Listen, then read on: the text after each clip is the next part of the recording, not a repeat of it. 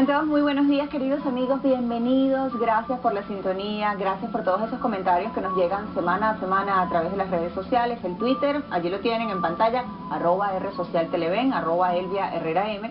Gracias por los comentarios, por las sugerencias que bien aceptamos y por supuesto emprendemos también trabajo acá en nuestro espacio con ellas. Y hoy vamos a conocer precisamente el trabajo de dos fundaciones que brindan apoyo y solidaridad.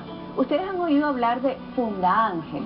Ustedes se imaginan un bigote de leche, han oído hablar de ello. Y de Hogares Bambi yo creo que todos los conocemos, pero lo cierto es que más adelante le vamos a contar cómo se conjugan todos estos elementos en beneficio de los más pequeños, de los niños. Y ya para comenzar, estaremos abordando el tema del síndrome de Asperger.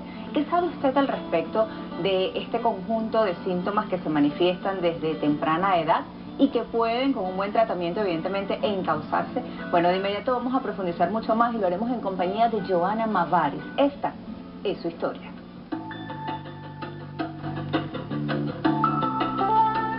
La vida de Joana Mavares ha estado llena de preguntas. Estas interrogantes se aclararon en 2010, cuando le diagnosticaron Asperger. Ella confiesa que lo más difícil de tener esta condición es relacionarse con las personas y tratar de llevar una vida normal. En otras palabras, su día a día es una supervivencia. Actualmente, Joana forma parte de la Fundación Asperger de Venezuela, en donde desean apoyar a todas las familias con esta condición. Bueno, Joana, bienvenida, gracias por acompañarnos esta mañana y compartir con nosotros lo que ha sido tu experiencia, ¿no? Decíamos en el trabajo que colocamos en la introducción que te hacías muchas preguntas y que estas preguntas fueron despejadas una vez que te diagnostican el síndrome. ¿Cuáles eran las preguntas? ¿Qué era lo que sentías de diferente, por decirlo de esa manera? Toda la vida me sentí diferente, desde pequeña. Era como que estaba en un mundo que no conocía. De hecho, al síndrome de Asperger se le ha llamado el síndrome del planeta equivocado, porque no entendemos normas sociales, no entendemos por qué la gente hace lo que hace. Pareciera que no venimos con ese chip, ese casecito del instinto. Todo es racional, todo es literal, todo es pensado. No hay nada instintivo, en mi caso, salvo el instinto de supervivencia. Pero toda la vida, o sea, desde pequeña, ningún médico en tu familia, tus padres, hermanos, nadie notó algo que digamos, faltaba o que no te adaptabas, o lo tomaron como muchos dicen por allí, no, es que ella es así? Sí, en mi caso, en mi familia, somos muy poquitas, mi mamá y mis dos hermanos. Entonces, hace tiempo, cuando yo estaba pequeña, no se hablaba de autismo y mucho menos de síndrome de Asperger. Por eso lo digo, porque generalmente cuando se diagnostican este tipo de síndromes, la gente tiende a pensar, no, es que el pequeño a lo mejor no se comunica o no quiere hacer caso porque es así, porque es más tremendo o porque es travieso, en fin, ¿no? Tratamos de excusar lo que podría estar sucediendo y evitamos el diagnóstico a temprana edad, que creo que es bien importante. Claro, ¿sí? Lo que pasa es que yo era la niña tímida. Ajá. Entonces ella es así, ella es tímida, ella es tranquilita. Y dentro de mi cabeza era haciéndome todas las preguntas diarias de por qué vivo aquí, qué hago aquí, por qué la gente hace esto, por qué hacen fiestas, por qué suena la música, ¿sabes? Entonces ese fue mi día a día. Mi familia me catalogó de esa manera, pues la niña tímida que hacía caso. Claro. ¿Sabes? Que siempre ¿Y cuándo comienzas tú entonces a buscar respuestas a esas preguntas? ¿A través de quién? No, las preguntas nunca consiguieron respuesta. Simplemente yo me dediqué a vivir, a sobrevivir, a llevar mi vida con esta condición que yo no sabía que era una condición neurológica, sino que simplemente era mi manera de ser. ¿Trataste de adaptarte? Sí, yo ¿Cuándo te diagnostican entonces? Me diagnosticó la doctora Lilian Negrón hace 3 años. Hace 3 años. ¿Y desde hace 3 años estás con la fundación? Desde hace 3 años estoy con la fundación. Bueno, vamos a conocer más de la fundación, evidentemente, Síndrome de Asperger Venezuela. ¿Qué hacen? ¿Cómo nace? ¿A qué se dedican? De inmediato.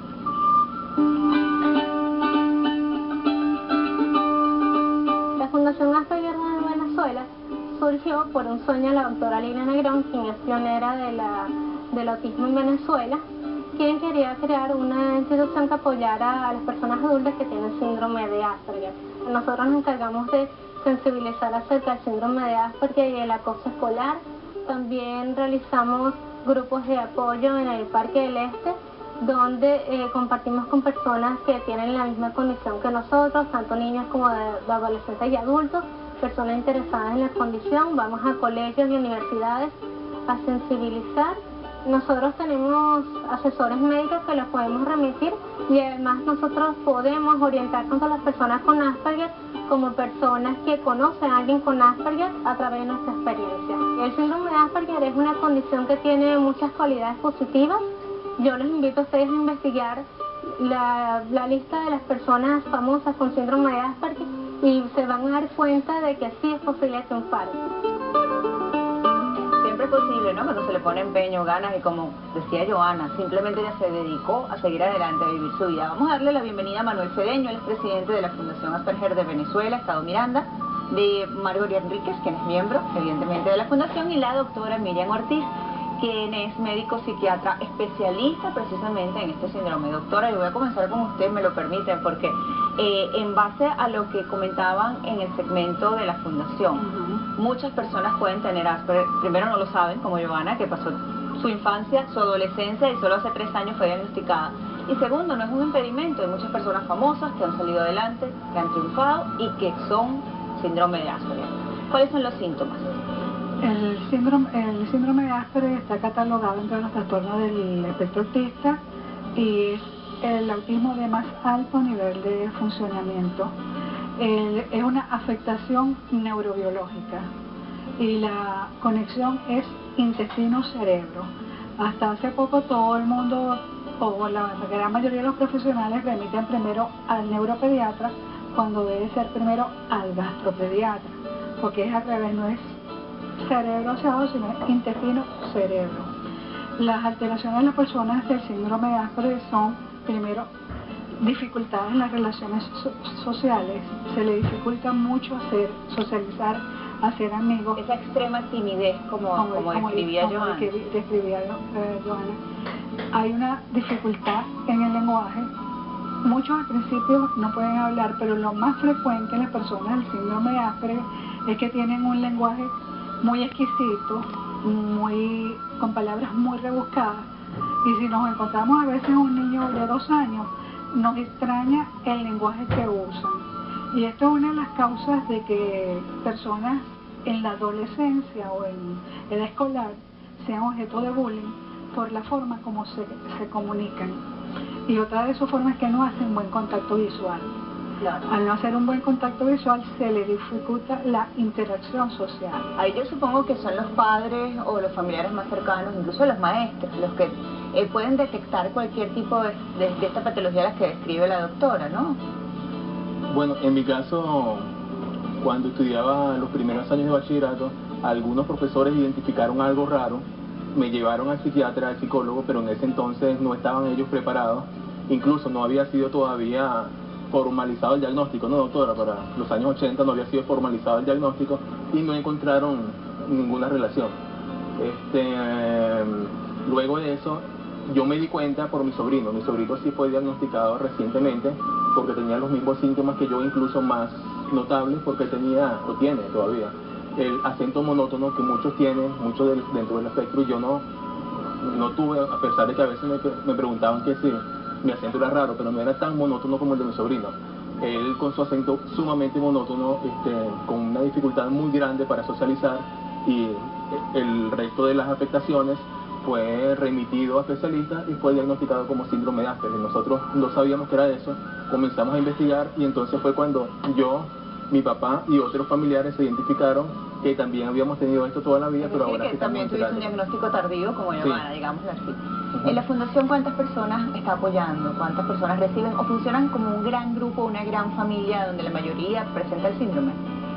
Nosotros trabajamos, en sí la Junta Directiva somos 7, pero realmente nosotros, como dices tú, trabajamos como una gran familia y alrededor ahorita tenemos como de unas 50 personas que están apoyándonos. Apenas nosotros vamos para 2 años, ahorita en este mes vamos para 2 años trabajando. Y claro, tenemos ya un grupo de personas como de 50 o 60 personas apoyándonos. Bueno, tienen un blog bien interesante que voy a invitar a todos mis queridos amigos a que lo visiten a través de internet. Pongan simplemente en Google Fundasperven o Fundación Asperger de Venezuela y van a tener allí muchísima información. Está la página en Facebook, yo creo que bien vale la pena. Y me voy a ir a la pausa con algo que nombró la doctora y que le voy a preguntar aquí a todos y me llamó la atención. ¿Bullying han sido objeto de bullying a lo largo de la vida por estas diferencias, estas preguntas que ustedes se hacían, como decía Joana, o este tipo de situaciones a las que hacía alusión Manuel? Bueno, después de la pausa, en minutos estamos con más responsabilidad social. Yo nunca aprendí a atajar una pelota en el aire, se me hacía sumamente difícil. Yo hacía el esfuerzo, pero no podía. Y eso era causa de acoso, de burla. Y seguimos con más. A ver, yo he dejado pendiente el tema de bullying. Me interesa muchísimo abordar y profundizar sobre esta materia porque realmente aquí lo hemos dicho en reiteradas oportunidades. Estoy en contra de cualquier tipo de manifestación de violencia escolar. Supongo que todo lo que es diferente llama la atención. Y en ese momento en que somos niños y adolescentes, los niños y los adolescentes creo que son los más duros y los más crudos a la hora de decir las cosas. ¿Fuiste objeto de bullying, Joana? En mi caso no fui objeto de acoso escolar, pero yo no sé si fue porque no me di cuenta, porque para mí la gente no existía, ¿sabes? Para mí la gente no era importante. Pero en mi familia, quiero contarte una anécdota, luego ya yo soy adulta, mi hermana, estamos hablando de mi falta de malicia, porque yo no tengo malicia. Entonces mi hermana me dice que porque yo soy así. Y bueno, no sé, yo soy inocente. Entonces ella me dice, a tu edad la falta de malicia no es inocencia, sino que es estupidez. Y eso merma la autoestima pues de las personas, porque tú te preguntas, ajá, yo soy así, no puedo ser de otra manera. Entonces es un poco doloroso llevar esas heridas de que tu familia no te comprende como tú eres. Manuel, entonces ¿hay alguna referencia de que sí, en la adolescencia, en el colegio, se burlaban de ti? ¿De qué se burlaban específicamente? Bueno, yo desde que tengo memoria, desde niño, yo me sentía diferente. No sabía exactamente, al principio no sabía la razón, poco a poco fui entendiendo la diferencia entre los demás niños y yo. Ellos también la notaban. Para mí era muy difícil. Ya he aprendido mucho, pero entonces era muy difícil, cuando tenía entre 5 y 13, 14 años, conectarme con otro niño, hacer clic en una comunicación. Podía hablar. Socializar. Podía hablar, pero no llegaba. Era como que si llegaba un grupo y rompía. Algo pasaba que no me aceptaban en el grupo. Y hay varias cosas que provocaban eso. El lenguaje, un lenguaje sumamente formal para un niño de mi edad, siempre había sido. Lo que refería a la doctora. Saludar, buenos días señorita, eso causaba mucha impresión un niño pequeño, saludaban diferente. Otra cosa por lo cual somos objeto de acoso escolar y de algo bien difícil para un niño, especialmente para un niño varón. Los niños varones compiten en fuerza, en estatura, en velocidad, en deportes. Eso para la mayoría de las personas con síndrome de Asperger es difícil. Yo nunca aprendí a atajar una pelota en el aire, se me hacía sumamente difícil. Yo hacía el esfuerzo, pero no podía. Y eso era causa de acoso, de burla, de otra cosa que también me hacía sentir mal. Como no podía jugar con los niños, yo hubo un momento que pensé muy pequeño, aproximadamente 5 años de edad, que yo debía haber sido niña. Disculpa Manuel, pero eso que acabas de mencionar, doctora, me parece bien delicado. No solamente es el bullying, por otro lado hay esa confusión o pensar, a lo mejor no he debido ser niño, he debido ser niña. Eso hay que tratarlo en el momento, abordarlo, y para ustedes supongo que es un reto, ¿no? A la hora de evaluar a cada uno de los niños, muchachos o adultos con Asperger. Sí, es un reto el tratarlo, y para tratar, dependiendo de la edad de la persona que tiene la condición, interviene un equipo multidisciplinario. El equipo multidisciplinario, o sea, desde el profesional de la medicina, que no solamente es el psiquiatra, tiene que haber un gastro, un inmunólogo, un neuropediatra, pediatra. Los psicólogos tienen que ser psicólogos que estén entrenados en los trastornos del espectro autista, porque el espectro autista o el síndrome de Asperger no te lo dan cuando tú estudias medicina, psiquiatría o cuando estudias psicología. Esto tienes tú que hacer un entrenamiento como que si fuera una subespecialización para poder trabajar en esto. Y tienes que dedicarle mucha atención, porque no es solamente que él sintió eso, sino que las personas alrededor a veces también confunden, porque hay síntomas que tienen los niños, que ellos tienen lo que nosotros llamamos estereotipias, que son como muchos manerismos con las manos, ese mucho juego con las manos, y las personas alrededor pueden decir, oye, este niño como que es amanerado.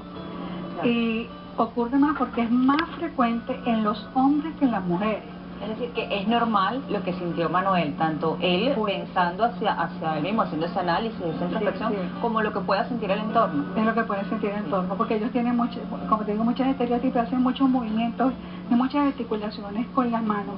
Movimientos de este tipo, como lo más que nos dice que el niño está cuando hace el aleteo, que es este movimiento. Claro. Bueno, nosotros compartimos también con otro grupo de muchachos quienes colaboraron evidentemente con lo que es la producción de este programa para compartir su experiencia como síndrome de Asperger. Vamos a escuchar precisamente cada uno de estos planteamientos o testimonios.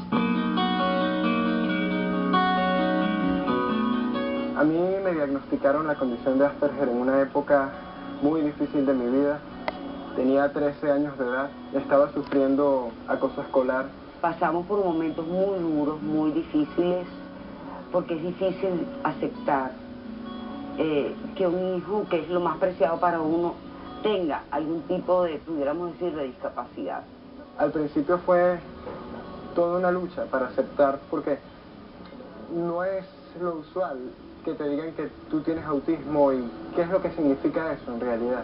Aceptar la condición, no autocompadecerse, no culpabilizarse, eso también es sumamente importante. Y tienen que aceptarse tal y como son, que tienen que aprender a ver el lado positivo de la vida. Esto me parece interesante porque teníamos la opinión no solamente del joven con Asperger, sino de su madre, que aquí yo creo que el entorno familiar, y ustedes me corrigen si no es así, es tan importante como la aceptación y el control que pueda tener el propio paciente o la propia persona que sufre la dolencia. Sí, por supuesto, porque el mayor apoyo que ellos van a tener es el de la familia. Y si la familia no los apoya, no los entiende, va a ser difícil que ellos mejoren sus afectaciones. Y otra de las cosas importantes es que el paciente con Asperger necesita muchísimo amor, y que más que la familia para darse. Claro. En tu caso, Joana, tú me contabas que eras solo tus hermanas y tu mamá. Una vez que te diagnostican hace 3 años, ¿ellas entendieron? Tu hermana, a la que hacías referencia con la anécdota, te dijo, oye, disculpa, perdona, yo no sabía, no sé. No, bueno, ella no recuerda habérmelo dicho. Y ya se lo comenté a mi familia, el diagnóstico, y simplemente no entienden. ¿No lo entienden? No. ¿Por qué pasa esto? Hay una negación. Generalmente, ¿Es normal esa negación? Generalmente todo el mundo hace una negación. El que no hace una negación hace una depresión. De los familiares, cuando tú le das el diagnóstico, independientemente de la edad, sea un preescolar, sea un escolar, sea un adolescente, sea un adulto, lo primero es, eso es mentira, eso no es así. O no aceptan no aceptar el diagnóstico. Y no aceptar el diagnóstico significa que no vas a ayudar a la persona que tiene la condición. Y muchas otras ocasiones que los papás entran en depresión. Claro. Entonces tú tienes que trabajar la parte de la depresión, porque un papá deprimido no va a ser un papá proactivo para ayudar a la persona con la condición. Y nosotros, la experiencia que yo tengo en esto es que los Asperger salen con el tratamiento multidisciplinario que se le da, ellos pueden lograr lo que ellos quieran en la vida. De ese tratamiento y de las experiencias de ustedes vamos a hablar en la siguiente parte. Además les vamos a informar o dar a conocer famosos con Asperger. Tienen todos un común denominador, son inteligentísimos. Increíble, solamente les voy a adelantar uno para que lo tengan allí a la mano y al regreso podemos evaluar un poco más. Vincent Van Gogh, Isaac Newton, adelante 2, inteligentísimos, ambos tenían Asperger. En minutos de vuelta con más. Es importante que se sepa que habemos personas diferentes, que vemos el mundo de una manera diferente, y no por eso, teniendo un diagnóstico de Asperger, somos deficientes. Estás viendo Responsabilidad Social. @RSocialTeleven, recuerda nuestro Twitter para tus comentarios. Dejaba pendiente una lista de personalidades antiguas, actuales, famosos con Asperger, y decía que todos tienen en común como común denominador que son inteligentes, tienen algún tipo de sobrecalificación en algún tipo de área, doctora. ¿Eso es así? ¿Todos los Asperger resaltan en algo sobre el resto? Ahí ellos tienen algo en alguna área de su desarrollo se destacan los demás. Tenemos que buscar esa área en la cual se destaca para que la podamos explotar. Bueno, yo decía que Newton, por ejemplo, y también daba la referencia de Van Gogh, pero eso le podemos sumar Friedrich Nietzsche, Wolfgang Amadeus Mozart, Beethoven, Thomas Edison, Albert Einstein, de los, digamos que son históricos, y de las actuales Woody Allen, Bill Gates, Michael Jackson, Al Gore, Keanu Reeves, bueno, ustedes dirán, ¿no? Sí. Es una lista evidentemente que sobresale, ¿cierto, Joana? Nosotros quisiéramos con la fundación desmitificar el mito del autismo, de que el autista es el que se pega contra las paredes y no se comunica, ¿sabes? Entonces, si yo no digo que tengo Asperger, nadie se entera, pero es importante que se sepa que habemos personas diferentes, que vemos el mundo de una manera diferente, y no por eso, teniendo un diagnóstico de Asperger, somos deficientes, sino que somos personas que con un adecuado apoyo podemos lograr todo lo que nosotros queramos, pero necesitamos el apoyo, y no solo familiar, también social. La sociedad es sumamente dura, sumamente cruel. Y en la parte laboral, me imagino que eso es bien importante. Correcto. El tratamiento, no quiero despedir esta parte del programa sin hablar un poquito del tratamiento. ¿Cuál es tu tratamiento, Manuel? Yo descubrí mi síndrome recientemente, no tenía ningún tratamiento durante toda la vida y no vi la necesidad de hacerlo ahorita.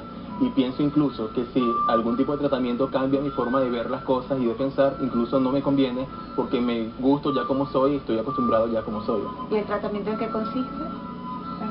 El tratamiento que nosotros apoyamos como fundación es el tratamiento biomédico, entre dietas libres de gluten y cafeína y vitaminas y minerales. Claro, aquí no estamos hablando entonces de componentes químicos o de algún medicamento específico que tenga que tomar mañana, mediodía y noche, por ejemplo. No, nosotros ponemos una dieta que es libre de gluten y caseína. Usamos también la dieta Fengol, en la cual le quitamos todos los colorantes y saborizantes artificiales. Y por supuesto, como estamos dando una dieta restrictiva, tenemos que apoyarlo con vitaminas y minerales. Claro, es lo que usamos. Si yo les preguntara para finalizar a manera de conclusión, ¿qué necesita la fundación? ¿Hacia dónde quieren llegar ustedes? ¿Qué esperan con esa fundación? Joana, tú que estás trabajando tan de cerca con ellos también. Nosotros quisiéramos, en un primer momento, somos una fundación muy nueva, tenemos solamente 2 años de fundada y necesitamos una sede donde aglutinar todos los esfuerzos, pues, donde podamos llegar allí y estar, y las personas con Asperger que no tienen trabajo trabajen con nosotros, porque el tema laboral es sumamente importante para todo ser humano, pero para el Asperger se le hace un poco difícil por la cuestión de la socialización. Como no sabemos socializar, entonces es un poco difícil conseguir trabajo.